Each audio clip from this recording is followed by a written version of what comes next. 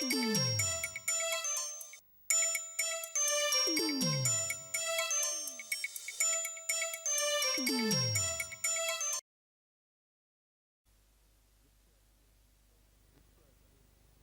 program is proudly brought to you by the Peel Dance Bar, corner of Peel and Wellington Streets, Collingwood. This episode of Hellbent is proudly supported by Event Logistics. Let them look after your next folk festival, perhaps an arena spectacular, with style and a smile. And Home Comforts Australia, Pran Central's funkiest homeware store.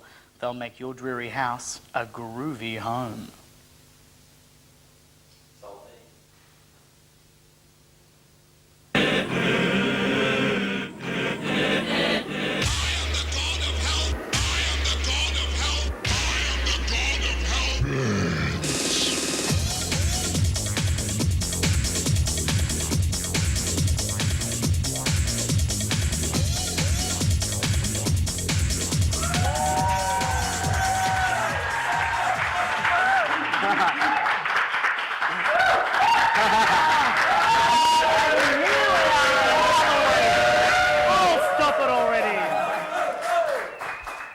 I'm getting more and more like Daryl Summers every episode, aren't I? It's frightening, really. Welcome to another week of Hellbent here on Bent TV. Thank you for watching and for supporting your local gay, lesbian, bisexual and transgender community television. It's a mouthful, isn't it, Kaye? Always, Mr. Always Luke. a mouthful. Please make them welcome Kaye, Sera and Buddy McKoy.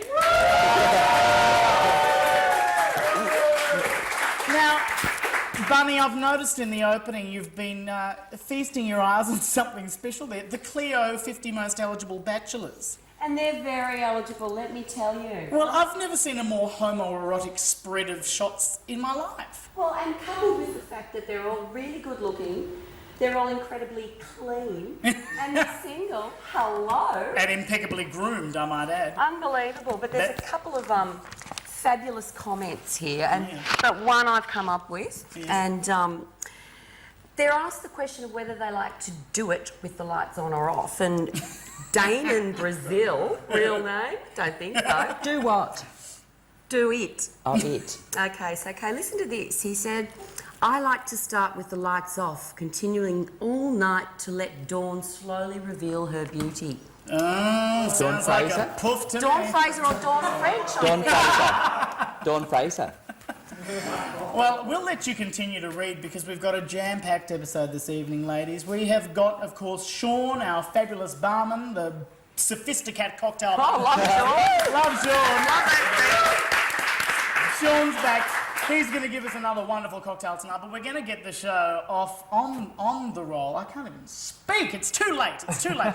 With some wonderful music from people that we have had on the show last season, and they are Annalee Robertson and Matthew Frank, and Annalee is going to sing for you When I Look at You from the Scarlet Pimpernel. Please make them welcome.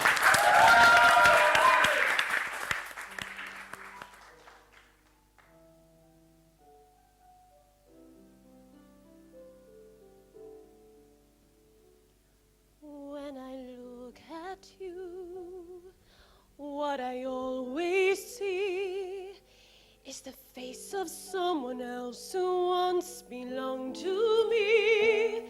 Still I can hear him laugh, and even though that melody plays on, he's gone. When I look at you, he's standing there. I can almost breathe him in like summer in the air. Why do you smile his smile? That heaven I'd forgotten is through in you. If you could look at me once more with all the love you felt before, if you and I could only dance into the past and find that love we knew, I'd never take my eyes away from you. When I look at you, he is touching me. I could reach for him, but who can hold a memory? And heat on the bed will melt away someday. But you were once that someone who I followed like a star. Then suddenly you changed, and now I don't know who you are. Or could it be that I never really knew you from the start? Did I create a dream? Was he a fantasy? And even a memory is paradise for all the fools like me. Now remembering is all that I can do,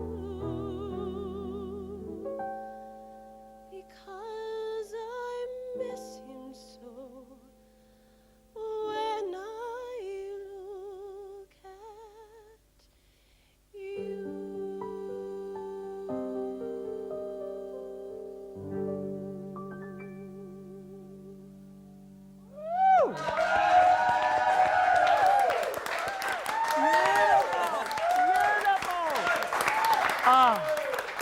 That was Annalee Robertson and Maddie Frank playing for you a wonderful song from the Scarlet Pimpernel called When I Look at You. Thanks, guys. Beautiful. And we're over here now at, of course, the Sophisticat Cocktail Bar. Please make Sean O'Connell, our barman in residence, welcome!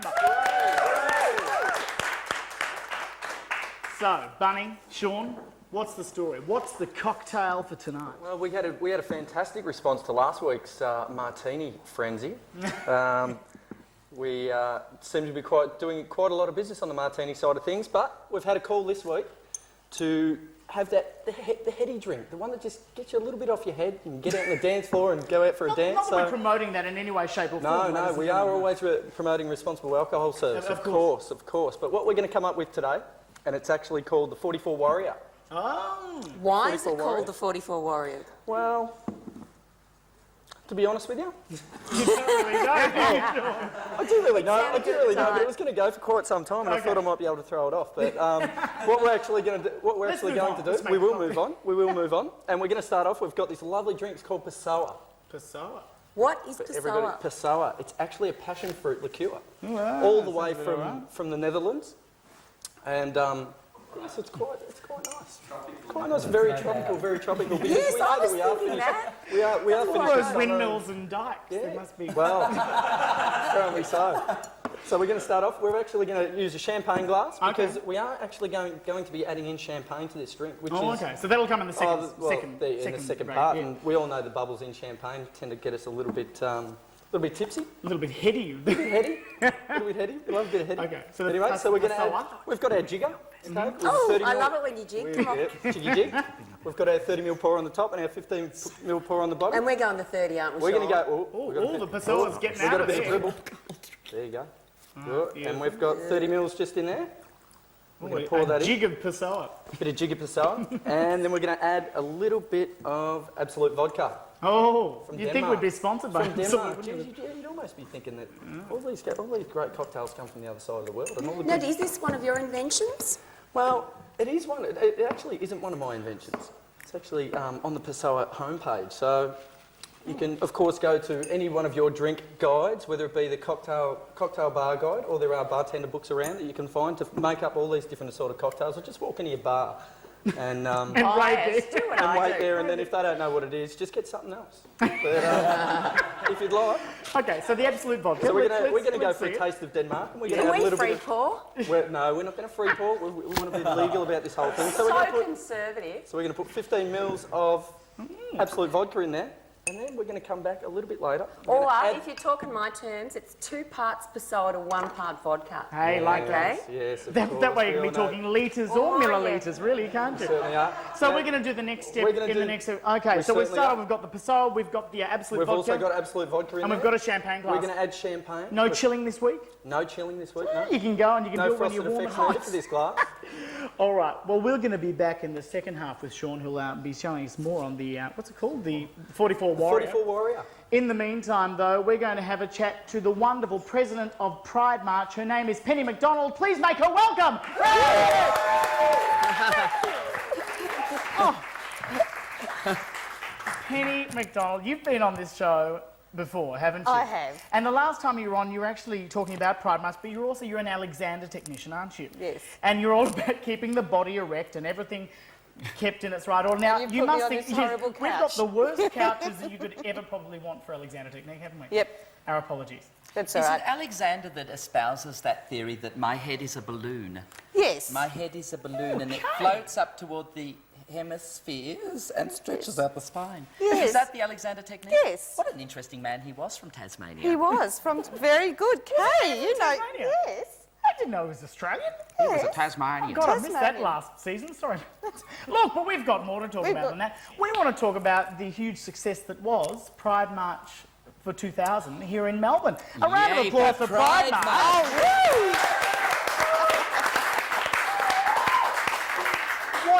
What an amazing day. And can I just say, for anyone that wasn't there, you missed out on the most extraordinary day down at St Kilda, down at the Katanni Gardens. Tell us more. Well, we were just delighted with bet. the numbers have grown every year. This was the 5th march that Melbourne's had. Yeah. And every year it's got bigger. We've got more organised in terms of understanding the flow of people, what the crowds do, what we need to provide. So it was like this year it felt like perfect. Well, it You know, really locked together, didn't it? It did. I think we all love the new route. I was going to say it's a new route, isn't it? Yeah. Penny, tell us about your new route. The feeling was always that Apologies to Liz. Oh yes, the girlfriends out there. I'll row you But too. the new, the new route. Well, a lot of people felt that we'd turn into the Upper Esplanade where the market had just packed up in the past, and it goes completely dead. Yes.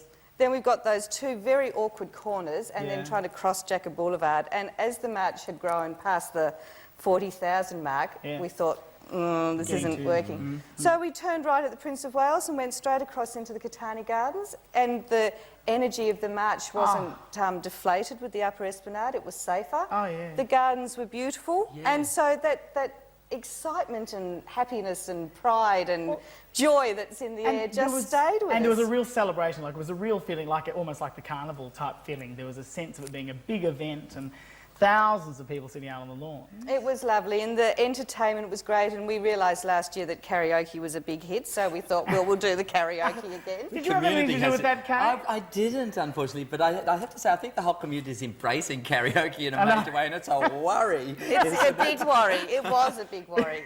But anyway, the karaoke went off, and That's you were amazing. wonderful. Luke sang. Oh, you were sure. just Luke great. is a great Oh, no, singer. no, I was- It's a little-known fact. I was blown No, away. It was stop. wonderful. Stop it. It was just wonderful. How long have we got? We've got to cut these people off. Penny- So what... Sorry, Sorry, go, Kaye. look, what I think was extraordinary about Pride March this year was at the Katanni Gardens, that's got to be the best kept secret in St Kilda. That's such a fantastic venue to do anything like that in. It's big, it's spacious, lots of lawn space, and It's worked well. wonderful, and it is a secret. And it actually came from council. The City of Port Phillip are fantastic for Pride March. Without them, we couldn't do it. They help us in so many ways. And one of the council staff that we work closely with went, "Have you thought about Katanni Gardens?" And we went, "Where's that?" Yeah, exactly. we live in St Kilda. I know. And there it was. It was just I wonderful. think a lot of people, because the first I heard of the Katanni Gardens was the Mooks AIDS Walk last year for the Victorian AIDS Council. They use that as a base, I think. And then with Pride March, it's really developing a bit of an event locale within St yes. Kilda. Within the like city of most things, I think the gay, lesbian and transgender bisexual community are leading We're getting the better at it, aren't way. we? Yes, we are. It's a bit of a mouthful, bit of the GLBT sandwich. Thank you for joining us again, Penny, and That's for a pleasure. reporting on. Can I Please. quickly mention our AGM? Which That'd be wonderful. There's always the boring bit of the AGM, but that goes very quickly. But it's and then we important. have a community forum. So if anyone wants to come and have a talk about Pride March, what they thought, what they, where they want it to go, we are there for the community. It's your day. And what's the date? Wednesday, the 27th of April. Okay. So that's 26th. 26th. Wednesday, the 26th at 7 o'clock at Great. the St Kilda Town So it's a couple Hall. of weeks away, but Wednesday, the 26th of April, April. at the St Kilda Town Hall, 7 o'clock. the Pride March Victoria AGM. Be there or be square. And we will see you, hopefully you'll come back and report on Pride March next year. I will. Absolutely. Thanks, Penny. We'll see you right after this break. Woo!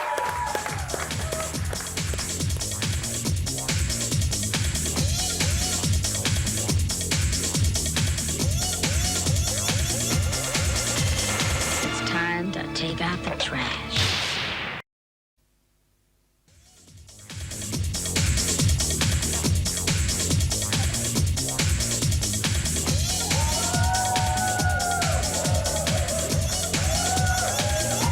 It's time to take out the trash. Oh my God. You would think that we had just been pumping them full of substances over the break, wouldn't you, ladies and gentlemen? They're a wild and wacky audience. Welcome back to Hellbent. This second part of the show, we usually have a special guest, and this evening is absolutely no exception. We have with us a wonderful man named Jeffrey Conahan, who is the Corporate Affairs Manager of Melbourne Airport. Please make him welcome. Thank you. Now, is that correct, Corporate Affairs? That's the role. That's the And is role. that corporate affairs or corporate affairs? Well, it depends whether it's during work hours or not during work hours, but it's a great thing to have on your business card when you pass it over. Believe me. You've had how many? Oh, we won't ask. Business cards, I go through about 500 a month. Do you really? Yeah. God, you can get around, don't you? Well, yes, but given that my boyfriend's watching this, I Okay, spend we'll keep it hours at home. Hours at home. Now, we've got you on this evening because we had a chat to you last week in a St Kilda cafe. Miss Bunny McKoy and I were sitting there having a bit of a laugh, and you stumbled in. Sorry, you walked in. You were jogging at the time. I paid for the coffee. You paid for the coffee. Well, you did too. That's true, actually. Gorgeous man. We were talking to you about the way you look after VIPs at Melbourne Airport. Because obviously you've got a lot of people to please and to make sure everything's kept, you know, hunky-dory and no one chucks a nana. We keep it nice. You keep we like it to keep nice. it nice. It's a family type of airport, so we keep it that way. So what sort of things? I mean, well, you were asking before, who was your favourite? Yeah, I want to get down to brass tacks. I want you to give us the goss. My favourite, I think, was probably the black American singer Thelma Houston. Really? Absolutely delightful, and I've always been a big fan of hers, so I made an effort to go down and meet her, and really very, very gracious. What do you stand at their gate with little signs? No, I Thelma Houston. No, I did recognise her. I would The imagine. same with the Dalai Lama was also very easy to spot Oh because my God! he's wow. the only person on the plane wearing that orange outfit. So you don't really have to hold a sign up saying, you know, DL over here. So rather than the one I'm wearing the red carnation, it'll be I'm the one in the orange. Yes, I'm the one in the saffron robe. Yep. But now, I heard a little whisper that you have actually managed to lose a couple of famous people. Well, we did. I wanted to go down and meet RuPaul when he was coming through. Yeah. And so I was there waiting for the plane came in and everybody came out, and there's no RuPaul. So I phoned up to security and said, the whole place has got cameras everywhere, so you can always find people. I said to the boys in security, can you scan the terminal? I want to find RuPaul. And they said, I phoned back a couple of minutes later and they said, we can't find him. And I said, listen, he's a 6'3" black American peroxide blonde drag queen. How many of them do we have through the terminal in any one day? And what he did was, of course, he came through in civvies. Of course, you know, he's not going to travel in his big, you know, the whole outfit. Well, no, because your feet's swell, you And know? his face had run. My God, he yes. did hours of it. So he just slipped through wearing, you know, civilian outfit and went through passports, hopped into a taxi and went into the hotel and left the rest of the team to bring his all the luggage through. So I missed him. God. Well, he's obviously a low-key type of guy. He doesn't I want just to... wanted to get through all the, you know. I can imagine. Just get through. So So we've heard one of... Okay, well, that was an interesting missing persons. What about the worst? well, the worst. There's probably been two worst. The reason that we handle VIPs the way we do is to protect the rest of the general public, either from the VIP Yes. or from the enormous public attention that they would attract. Yeah. So, for example, you can imagine the Spice Girls coming through with a terminal full of screaming teenagers. It causes chaos. So, What do? You whisk them away? oh, they out the back door. Out the back. So they never Get get used to that. never get public. Ginger would anyway. What, the back door? She's a backdoor kind of girl. And I'll have to ask you what that means. Lindsay.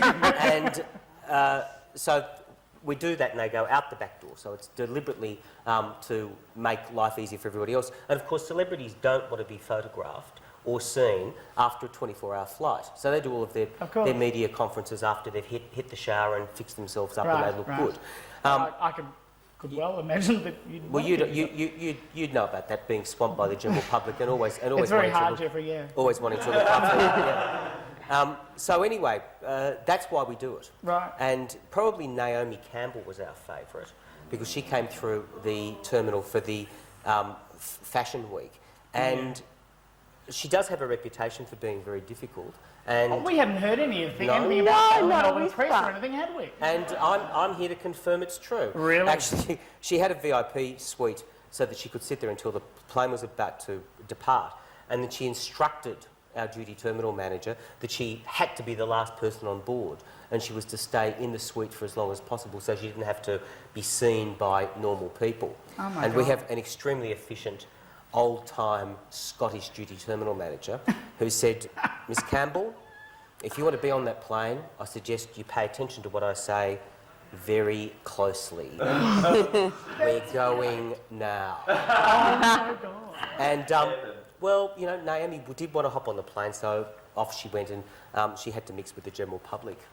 How extraordinary. She was an interesting character. I can well imagine. We're going to have to go now to our next segment, but we want to chat to you some more. Would you mind sticking around till the end of the show for our bent and bothered segment? Hey. Well, we know like you're me. one of the best. You're one of the best like to give me. advice to anyone in trouble. We know that, Mr. Conahan. Thank you for some wonderful stories. We'll hear more later, hopefully. Sure. Mr. Jeffrey Conahan, ladies and gentlemen. Thank you. Corporate Affairs Manager of Melbourne Airport. We're going to throw ourselves right over now to the Sophisticat Bar. Take it away, Kaye. Yes, indeed, Luke. And what a fashion. We've got a bit of freebie over there. How fabulous. And we're at stage 2 with this cocktail. It's actually finished. Actually, because we couldn't afford to wait around. No. We're all a little bit thirsty. So maybe we should just recap for our viewers who We certainly may not will. know where we're at. We certainly will. We've started off and we've got our Passau, which is our... That's the tropical one yes, from... it is a very tropical... It is a passion fruit liqueur from... Denmark. The Netherlands. No, it's from the Netherlands. And then we've got our Absolute, which we added 15 mils of Absolute vodka. Do you know what's extraordinary is that bottle is decidedly empty, isn't it? It is.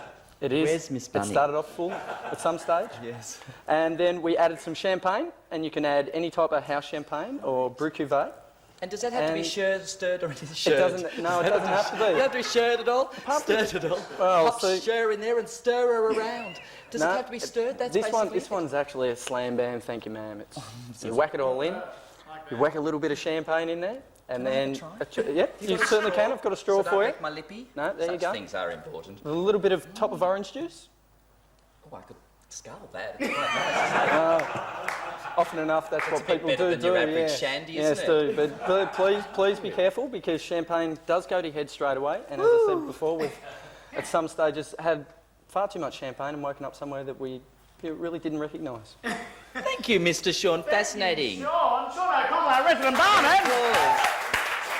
We're over here, we're doing Bunny's... I've got something of mine and I am taking it back. It's about time you arrived. Where have you been?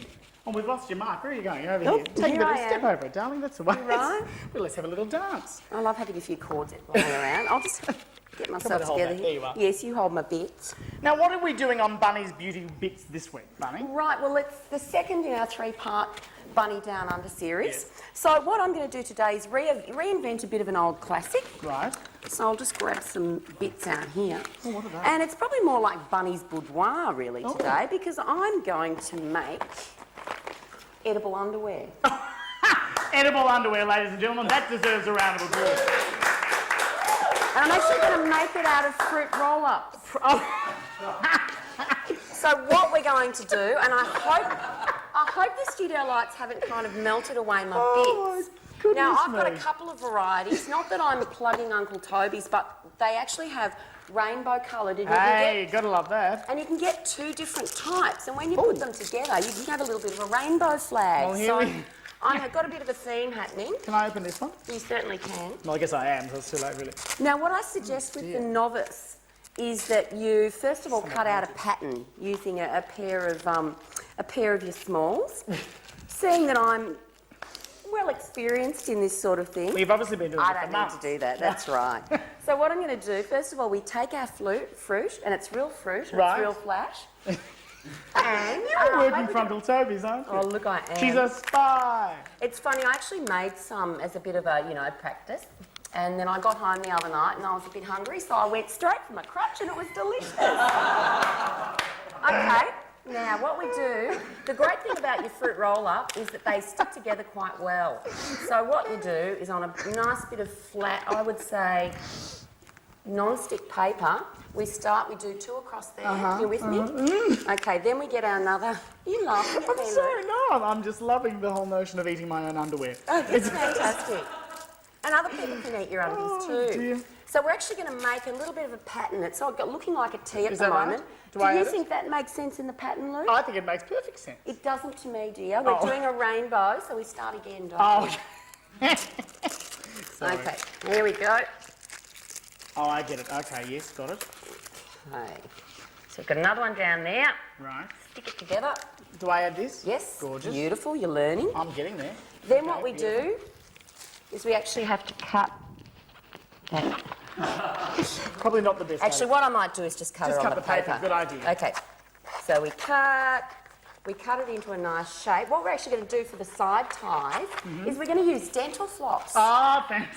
which is a fantastic idea because you can have a bit of a munch and a bit of a floss at the same time. I like it. I like So it. what I might get you to do, just Yeah. get some of that out. Okay, now we're running out of time, so we're going to have to maybe come back to this after the break. We can maybe cover this in some of Kaye's corner a bit Yeah. later on. All right, Oh, now look I'll at this. finish it. Okay, so you'll finish it. So you've begun one. Yep. And we will be back, I think, right after the break. We're going to a break now? We sure are. I'm losing track of where I am. So, oh my God, you can see it already. Edible undies from Bunny McKoy, please. Go. We'll be back right after this break.